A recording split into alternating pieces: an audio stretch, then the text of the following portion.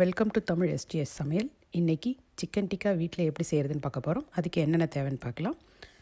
Boneless chicken 250 gram, capsicum இந்த மாதிரி சதுரமாக வெட்டி வச்சுக்கிறது 1 முழுசாக, 1 முழு ஆனியனும் அதே மாதிரி கட் பண்ணி வச்சுக்கோங்க.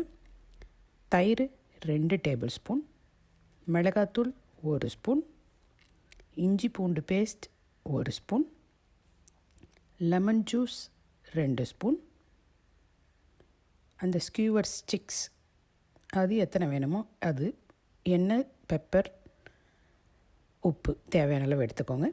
இப்போ எப்படி செய்கிறதுன்னு பார்க்கலாம். ஒரு பெரிய பவுலில் எல்லா இன்க்ரீடியன்ஸும் ஒன்றா சேர்த்து நல்லா மிக்ஸ் பண்ணிக்கோங்க.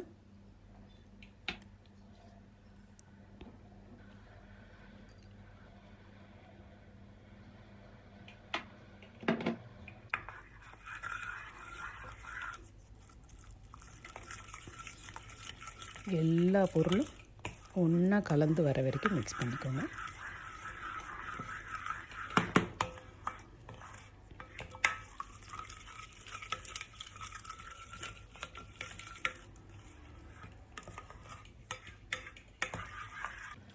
நல்லா மிக்ஸ் ஆகிடுச்சு.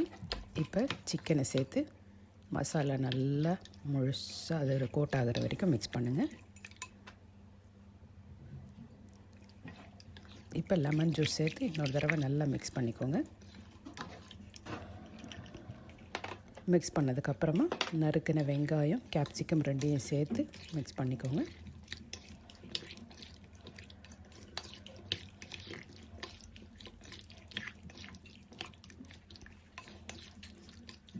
இது எல்லாத்தையும் நல்லா கலந்து விட்டுட்டு ஃப்ரிட்ஜில் 1 ஹவர் வச்சிங்கன்னா நல்லா மேரினேட் ஆகி அதில் இருக்க உப்பு, காரம், மசாலா எல்லாம் நல்லா இறங்கியிருக்கும். 1 ஹவருக்கு அப்புறம் மறுபடியும் பார்க்கலாம். வச்சு 1 ஹவர் ஆகிடுச்சு. இப்போ ஸ்கியூவர்ஸை ஏற்கனவே தண்ணியில் நல்லா ஊற வச்சு அதுக்கப்புறம் செய்திங்கன்னா நம்ம தவாலையோ ஓவன்லேயோ சுடுறப்ப அந்த ஸ்கியூவர் கருப்பாகாமல் இருக்கும். இப்போ முதல்ல கேப்சிகம், ஒரு ஆனியன், அதுக்கப்புறம் ஒரு சிக்கன், மறுபடியும் ஒரு கேப்சிகம், ஒரு ஆனியன், ஒரு சிக்கன். இதே இன்னொரு தடவை செய்ய போகிறோம். Capsicum, onion, chicken. இதே மாதிரி எல்லா ஸ்கியூவர்ஸும் ரெடி பண்ணிக்கலாம்.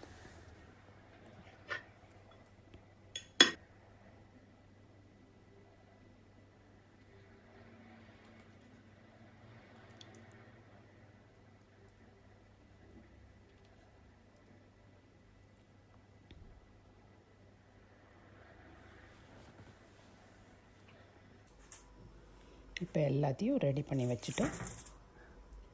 உங்களுக்கு நான் ஓவன்லேயும் தவாலையும் ரெண்டுமே செய்து காட்ட போகிறேன்.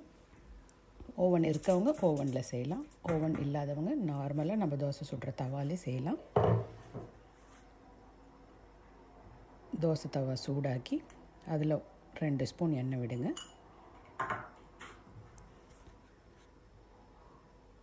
இப்போ ஸ்கியூவர்ஸை சூடான எண்ணெயில் வச்சுருங்க. அதே மாதிரி ஓவன்லேயும் வச்சு 180 டிகிரி செல்சியஸில் 1/2 ஹவர் வைக்கணும். இப்போ தவாவில் மீடியம் ஃப்ளேமில் வச்சு பொறுமையாக இதை கிரில் பண்ணணும். ஒரு சைடு கிரில் ஆனோடனே இந்த ஸ்கியூவரை பொறுமையாக திருப்பி விடுங்க. எல்லா பக்கமும் வேகிற மாதிரி ஒரு தடவை இதே மாதிரி திருப்பி விடணும். அதுமாதிரி ஓவனில் 1/2 மணி நேரம் ஆகினதுக்கப்புறம் மறுபடியும் அந்த ட்ரேவை வெளியே எடுத்து ஸ்கியூவர்ஸை அடுத்த பக்கம், கீழ்ப்பக்கம், மேல் பக்கம் வர மாதிரி திருப்பி வைங்க. அப்போ தான் ஒரே மாதிரி கோல்டன் ப்ரௌன் ஆகும். இப்போ ரெண்டுமே முடிஞ்சிடுச்சு. ஸ்கியூவர்ஸ் எல்லாம் பிளேட்டிங்க்கு ரெடி ஆகிடுச்சு.